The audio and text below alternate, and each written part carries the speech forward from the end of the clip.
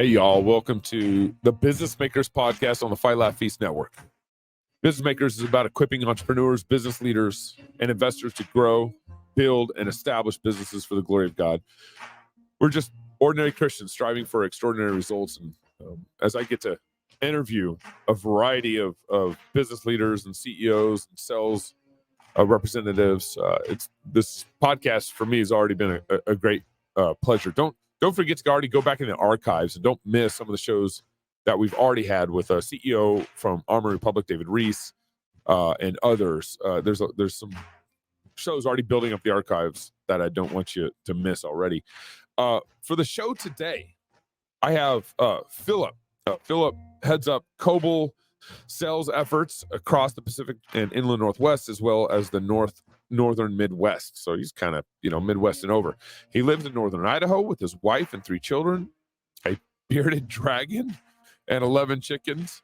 When not working, he can usually be found outside with friends and family. Philip loves creating a sales process that blesses his clients, designing ERP solutions to help them grow sustainably, and helping them build efficient organizations and strong communities. His professional goals are to deliver value to his clients and make it right when he makes a mistake. He's thankful for the freedom and forgiveness Christ provides us. Amen. Philip, thanks for coming on Business Makers, man. Yeah, thanks for having me. Really glad to be here. It's now 11 or 10 chickens now. So the bio's a little out of date as of a few weeks ago, which I know you can relate to. I got about 23 chickens. Are yours laying eggs? We're getting it's winter here in northern Idaho, so yeah, we're getting like 4 or 5 a day from the 10 right now, so it's dropped. But really, okay. Yeah, I'm getting like 3 or 4 a day, and I got 23. What am I doing wrong? I don't know. I put a light. It's on a timer, so they get an extra 2 hours of daylight in the coop. That may make a difference, but yeah, I'm definitely not the expert. Okay, figuring out as I go along. I know. No, it's been real funny. I've basically last year all my chickens got eaten up by coyotes figuring out how to get into my barn. My barn is it's like 1940s or something. So there's a hole in every corner.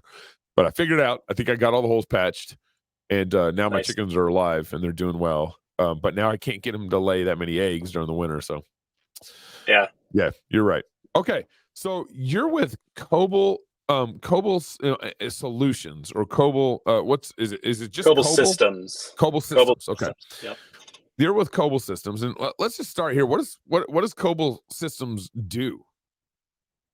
Right. So we work with small and mid-sized businesses who are really struggling to manage their growth. Primarily, that's been through what we call ERP software, or business software is another good term for it. But essentially, what we're doing is providing and supporting a comprehensive system for all their business functions. Oftentimes, they're coming to us when they've maybe got their financial system over here and they've got inventory and a spreadsheet over there, and they're trying to do payroll in this app over here. There's a lot of duplicate entry. There's a lot of potential for wires to get crossed. And, if you're an owner trying to grow, a lot of that information may be living in your head, and you're really struggling to get that out so your employees can do those things too. So ERP, go ahead. Yeah. So what's your, can cross-politic work with you? What's your market? Yeah. So, historically, there's been a couple key industries that we do really well in. And that has to do with any kind of like distribution when it comes to warehousing, wholesaling. We get a little bit into the logistics and trucking side of distribution. That's definitely an aspect, but it's not our key focus. Some other areas would be any kind of like discrete manufacturing. So you think of, furniture, like outdoor furniture is a great example. Sheet metal. Maybe you've got a roll former and you're rolling sheet metal for siding or roofing or things like that. Equipment, so sales, service, rentals, anything from a forklift company to tractor sales, and then building supplies, another big one. Oh, building supplies. Lumber yards, a little bit of retail hardware. Those are kind of the key areas that we focus in. What about like clothing on the retail side of things? I would say if you're looking for something that's purely retail sales focused, there's probably more sleek solutions out there, really designed around that as your primary sales method. But we do point of sale, we do all these things, Okay. but we're often concentrated more around less the retail as the primary mode of sales. So you think Okay. of like your building supply with the contractors coming in, they've got these big orders, or you may have a couple folks at the counter creating proposals and things like that. Yeah. But Would that's so kind of you do have a POS, um, but your product is more geared towards like managing inventory, in and out inventory, helping maybe manage the ordering process. When should I order to keep my inventory going and stocked? Is that more kind of the right. back end side of things? Yeah, so the central, like the core of the system itself is starting with the financials and the accounting, and it works out Okay. from there. So Okay. then you're going to be touching the inventory and purchasing expenses. You're going to be touching Yep. payroll. You're going to be touching the sales and the quoting process. So part of what I do is just scoping out with the company, what do you need brought into this system, and how do we need it configured to make it work for you? So a lot of Uh-huh. custom reporting or specific fields that need to look a certain way for this particular customer, and you're just trying to scope all that out as much as you can. Yeah. Now, when did Koble start? So I may be a little fuzzy on the dates here. I think '86 was when the first iteration of the software was put together. Okay. Um, Family-owned small business based out of Lancaster, Pennsylvania, and has been really focused in the last 7 or 8 years on growth. So how do we scale this? Um, how do we maintain a profitable company that can bless our communities, that can then reinvest into further projects down the road? But it's been around for a while. So you think of like the environment we're in now, the tech world, like the software as a service world, is flush with a lot of startups, with a lot of investing rounds and all these things. We definitely look a little bit different than that because it's just been about that slow, steady growth over the years, and Mm-hmm. really a renewed focus on that here more recently, and just expanding. I'm based out of our what we call our satellite office Yeah. here in North Idaho in Moscow. So that's been the kind of the trajectory, and really been ramping up here in the last few years as we're looking to expand and find Okay. more folks that we can help. Okay. So 1986 software. Um. Obviously, there's been renditions and upgrades and all that stuff. Is Yeah. is your system online now? Is it kind of modernized? So that's what we're working on right now. To date, the ERP system is server based. So, hosted servers or on-prem servers. Uh, a big portion of the market we're finding is either pivoting back to that, or just is comfortable with that. A lot of Yeah. our renewal base, especially, is really comfortable with that. So it's something that we're still very invested in supporting. But our Yep. next gen that we're working on, we're planning to be able to just hit both sides of the aisle, cloud based, Uh-huh. server based. Um, so whatever your comfort level is, whatever your preferences of where your data is, Yeah. um, we can hopefully support it. Yeah. Interesting. And so it sounds like you guys largely serve, software to kind of more of a blue collarish side of the industry world. Definitely. Yeah, definitely. One of the reasons I ended up here was that appeal. Uh-huh. Working with people who just more or less have their heads on straight, are looking to build a profitable business, are looking to support their family, to support their employees' families. Mhm. Mhm. And the thing I really enjoy about that as our focus is that they've got skin in the game.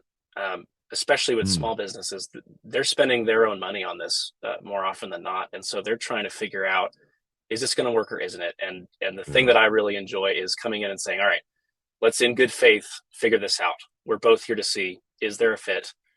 How would we design these solutions? Will they meet Mhm. your needs?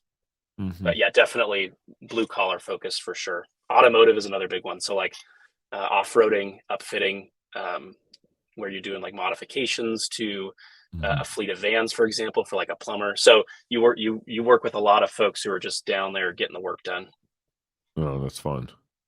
How do you So how are you selling to kind of the blue collar industry? Blue collar industry is not known so much for its tech side, although it's getting more techy. But how do you connect? Yeah, How do you find, how do you build a relationship and say, hey, this software system is going to really help your business run more efficiently? yeah. The unique part about selling something like ERP, an ERP system represents just massive organizational change because you're replacing all of the systems that you use to date with a single Yeah. system that does it all. So that's a big part of the equation. And so as you can imagine, it really just comes down to timing a lot of the time. There may be someone that I connect with 3 years ago, and we're seeing a lot of this even with some of our one sales rep who's been here a lot longer. Um, he'll have a lot of folks that he's just staying connected with, helping them when they need help, just giving them value and not necessarily asking for anything in return, just building that relationship. And then 5 years later, they're like, oh, we need an ERP. We know where to go. Um, so much of it is finding those people. And I would say one of the reasons we've been successful is because we're often we're willing to work with the people that some of these bigger providers may not want to take the time to work with. Okay. Um, yeah, there's a So whole industry around. There's just a whole industry built around some of these larger providers outsourcing the implementation for the ERP they just sold because they can't actually do it interesting. themselves. Oh, And so, wow. so I mean, there's entire companies built on that model of go find Yeah. those customers and help them implement this ERP that they were sold. Um, Mm, and it means there's a lot of opportunity in the market if you've got a team that can actually implement and design a yeah. solution well. Yeah. So yeah, okay, that gets me to my next question. What's the competition out there? What does that look like? And what are you guys doing that's kind of innovative and unique that's making this puppy fly? Yeah. So you think of, I mean, there's the big players out there. NetSuite is one we can run into a lot of the times, but those are just those big companies where they're supporting the. I mean, I don't know if this is exactly the case, but you think of companies like IBM or Boeing or just like insanely large companies.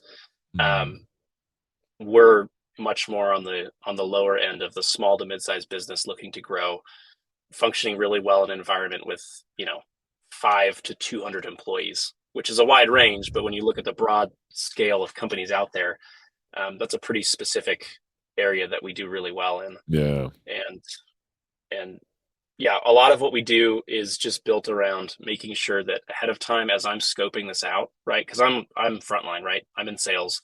We're trying to figure out, is there a fit here? And Yep. so just taking the time to make sure the people at this company are bought in.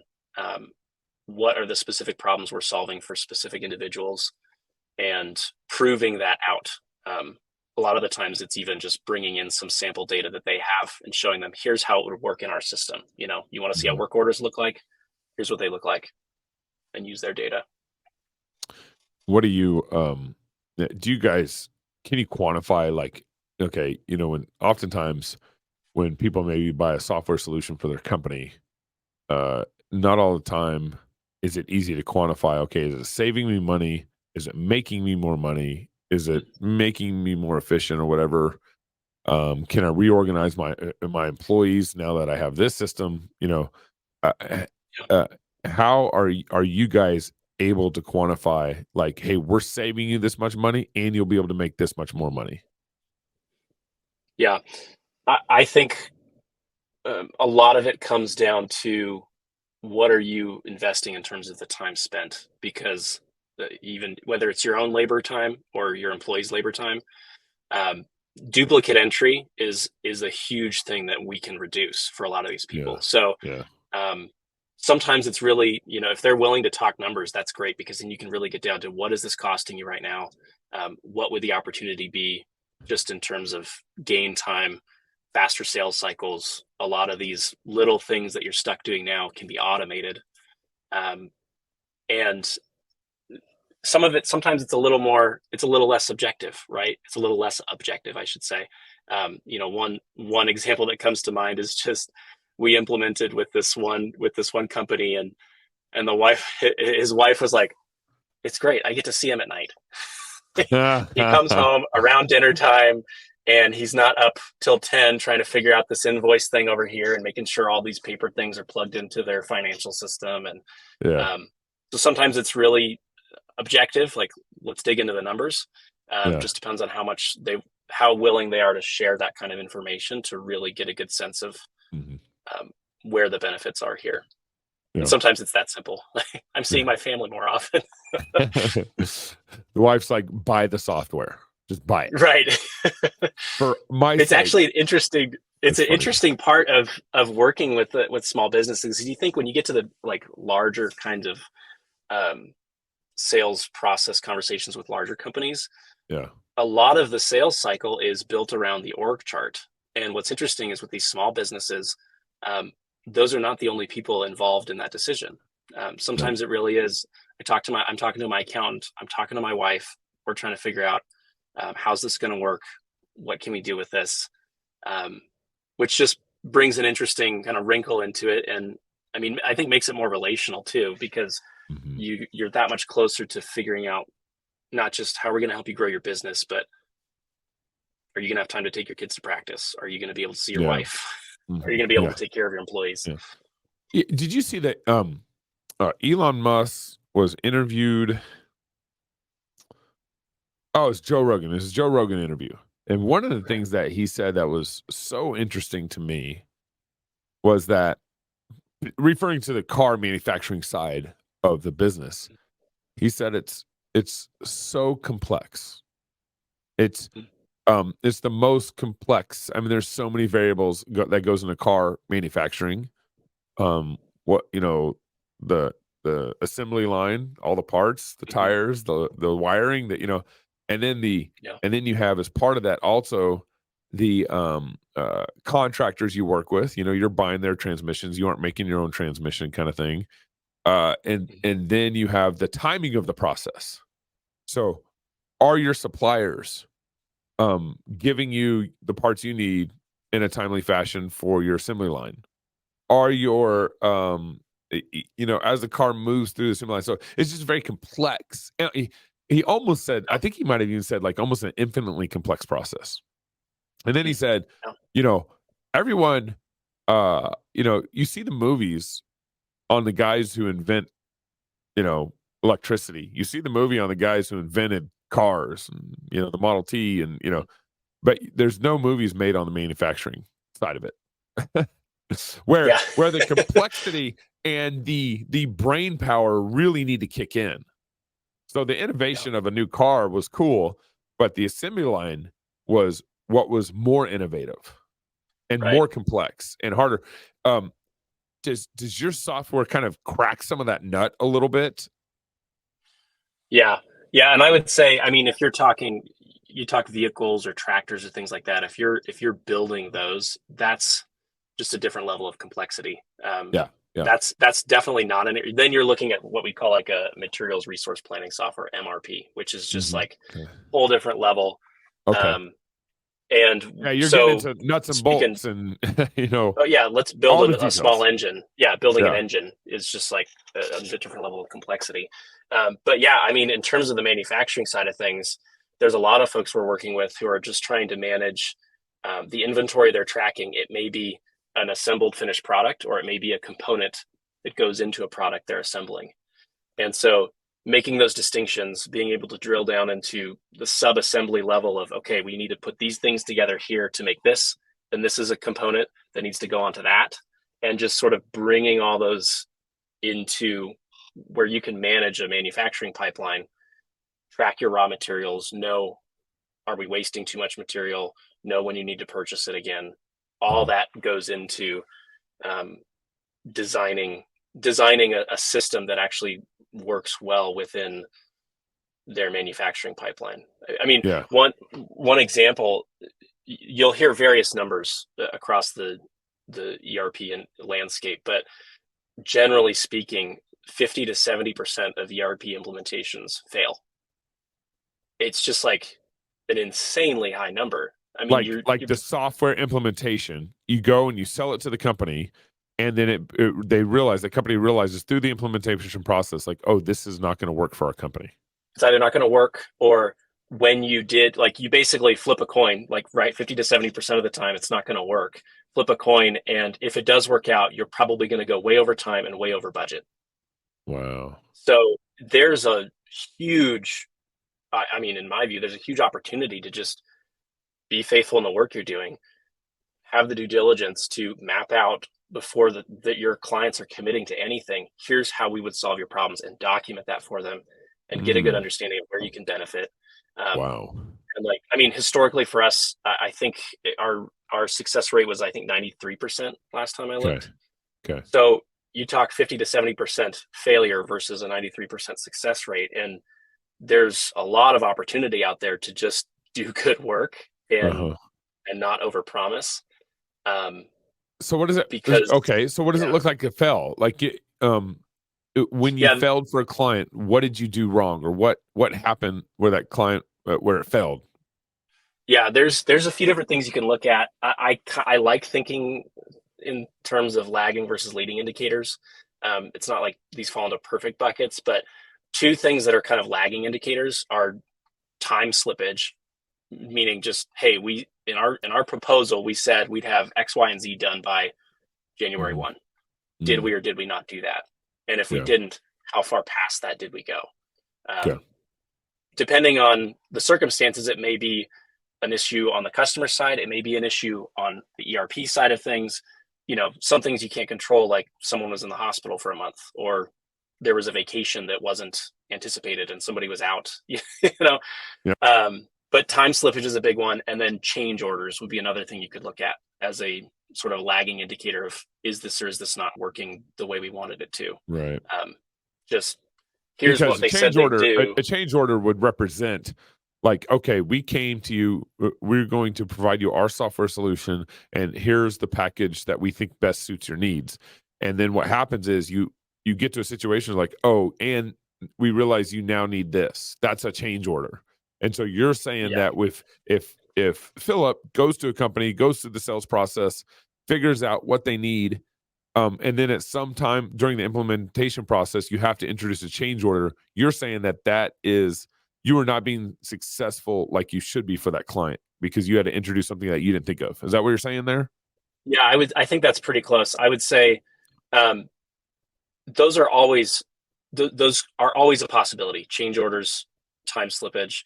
But the goal is to have as few of those as possible. And more often than not, we don't have change orders, but mistakes are made sometimes. And for the vast majority of projects, they are done when they were supposed to be done and on budget. But then you get into, if those things start to multiply, then you're talking, 6 months later, we're still doing this. And also we just we basically in change orders have paid double what we were expecting. That's, that's the other end of the spectrum in terms of, and that's where a company gets pretty frustrated. Right. And then and there's other issues. There's other possibilities for issues, right? Like communication is just such a huge one. Another, like some of the more leading indicators, vetting, is this company ready for this kind of change?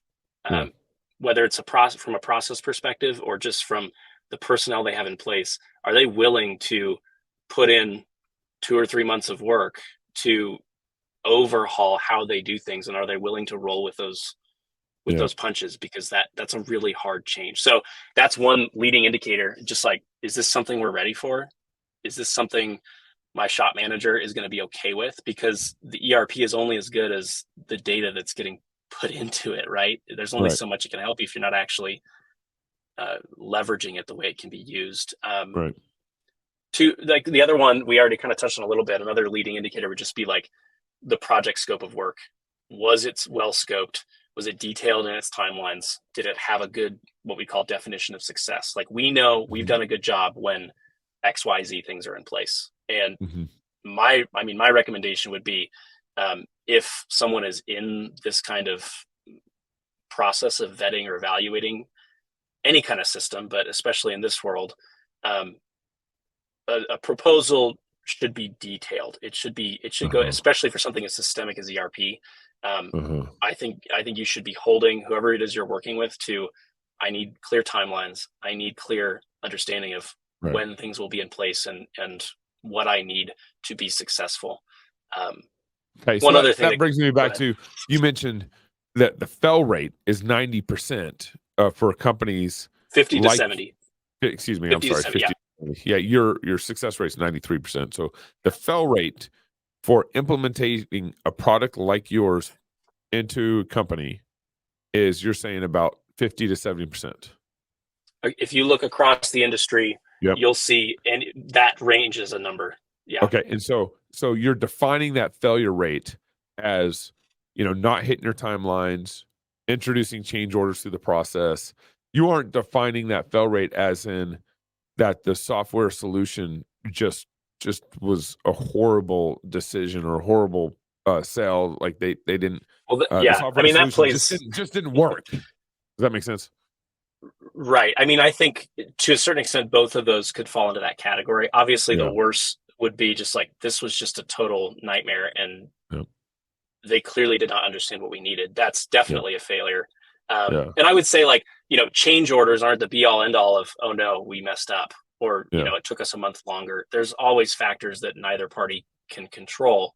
But if you're working with a company who's consistently, or you're thinking of working with a company who's consistently pulling in tons and tons of change orders, the implementation timelines ballooning, Uh-huh. those could be good ways to actually just kind of vet. Assuming they're participating in good faith, just say, hey, what does it normally look like for implementation? Are you going over that pretty consistently? Yeah. Maybe even, I would say, if they're not be tracking how many change orders are we introducing on a given implementation. Yeah. It's a good way to vet yourself, and then maybe vet the companies you want to work with. Mhm. So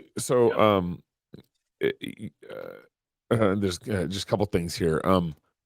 Your software, you said, is kind of, the entrance is more on the accounting side, or it's accounting software with a managing supply side side to it. It- Yeah. I guess what I'm trying to get at is uh, the lead benefit or lead of the sales process sounds like it starts through more of the accounting kind of process side of things, and then it has benefits into managing and ordering and so forth. Yeah, I think in terms of the architecture of the system, it's accurate to say, yeah, we started with accounting. And so the result is you're going to see the numbers side of things really tightly wound into the inventory, the purchasing, all those other aspects. And when it comes to, I'm losing my train of thought here. What was the second half of that question? Yeah, it's just kind of, it's a accounting software, or it's the lead entrance into the sales process, and it sounds like even the Oh, business sure. implementation process, and then you got the managing of the benefits of the ordering and managing of supplies and so forth. Yeah, and I would say for most of the people who are coming to us, they're not having huge issues with their current financial system. It's more the fact that it's not talking to the other parts of the business that's really frustrating. So Okay. if, for example, a lot of our customers just get to a point where a QuickBooks setup can't do what they need it to Yeah. do anymore. It's Right. it's an awesome entry level system. It works really well. And you will hit a point, if you continue to grow, where it's not going to be able to do everything you need it to do. Right. Right. Maybe won't work with inventory as well. So I'd say, I mean, as a financial system goes, it's not like we're saying, oh, QuickBooks is a huge issue.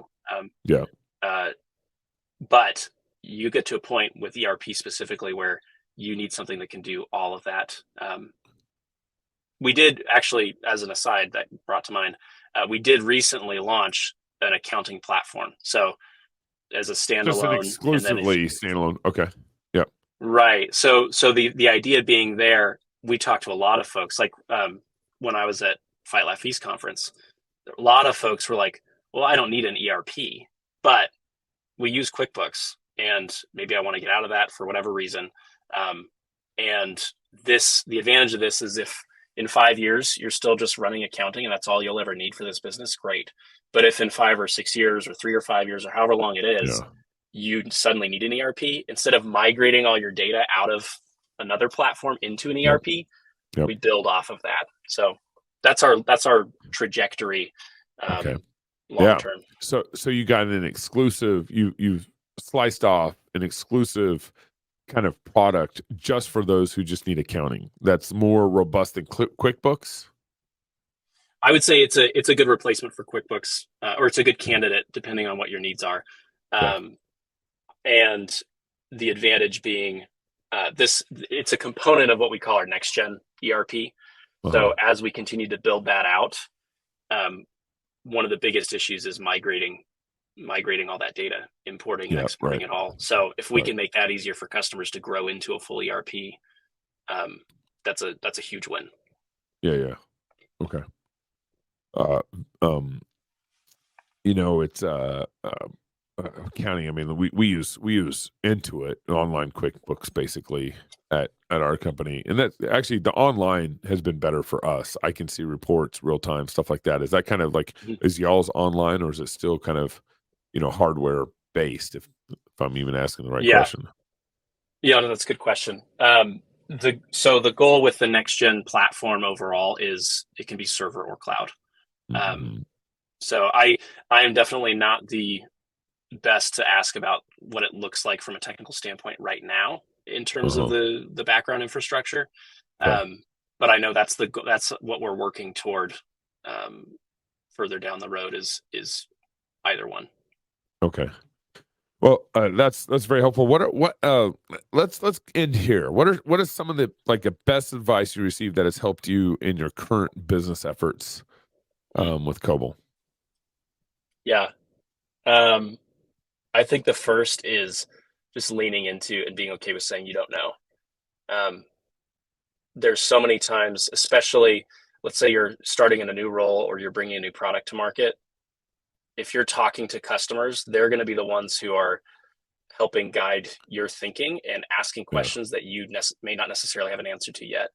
And so in my view, like the first mistake is when you're afraid to admit you don't know the answer. And so if I don't know the answer, I'm saying, I'm not sure, but I know who to check with to get that answer. And then of course, being consistent in your follow-up, don't just make a note of it and then never actually follow up and close the loop. But that's one thing is just never be afraid of saying, I don't know. That's really good. I remember when I was in sales, I remember, I can't tell you how many times I'd be on a call and be like, man, I don't know the answer to that question. Let me get back to you, kind of thing. And how, when you're, it's amazing. Like you kind of feel like the pride urge kind of pop in those moments where it's like, you feel like, I just need to BS my way through this. So I can get the sale, because it's like, okay, I can get the sale. If I just answer some sort of an affirmative, I'll get the sale or whatever. But, my Christian faith, my God's law in my heart wouldn't let me do that. And I remember multiple times just saying, man, I don't know. Let me get back to you. And actually how much trust that built and how much value in the sales process that actually communicated to the potential client was significant. Yeah. And there's this tendency to, like you said, want to pretend you know the answer. And it just never works out. Unless you're the kind of person who's okay with just jumping jobs every 6 to 12 months because you burned that runway and now you need a new product to sell because no one trusts you. But if you're really focused on living faithfully and doing good work, it's really, I view it as a win. Like, say I don't know, and maybe there's some people out there who false you for that or don't want to work with you because you don't know all the answers, but we may not want to work with those people either. If that's their attitude. That's right. That's right. The other one piece of advice that came to mind is just more specific to selling and sales in general. And it's just like a sales job is just like a sine curve, right? It's just, this is you. Like there's really high highs, there's really low lows. You get into a rut. And some great advice I got a couple of years ago was like, this is sales, right? And then this is you. You're just right there. That's right. Amen. When it's going really well, you're consistent. When it's going Yeah. really poorly, you're consistent, and that's how you just kind of keep that healthy mindset. There's two ways to fail in any kind of job: through faithful effort that just doesn't work out for strategy or process or maybe even your skill set. And then there's like unfaithful effort, right? I didn't actually try and I just failed. Right. And so always just make sure if you're going to fail, you fail in the right way and don't fail because you weren't sowing the seeds. Yep. We call that failing forward as opposed to failing backwards. Philip Tate from Koble Systems. Thank you for joining us on the Business Makers podcast, man. Appreciate you. Appreciate what Koble's doing, and very, very interesting stuff. Thank you for coming on. Download our Fight Laugh Feast app. Make sure you go to the store. Some of you guys have been having problems with our app, and that's because you're on an Android. I'm sorry. You gotta delete the app and go into the store and update it. It's just whatever. It's a weird Android thing. So make sure you check that out. And I hope to see you guys. ProdigalAmerica.com. That's our next conference, October 31st through November 2nd in Fort Worth. Steve Dace has already signed up to be there and speak.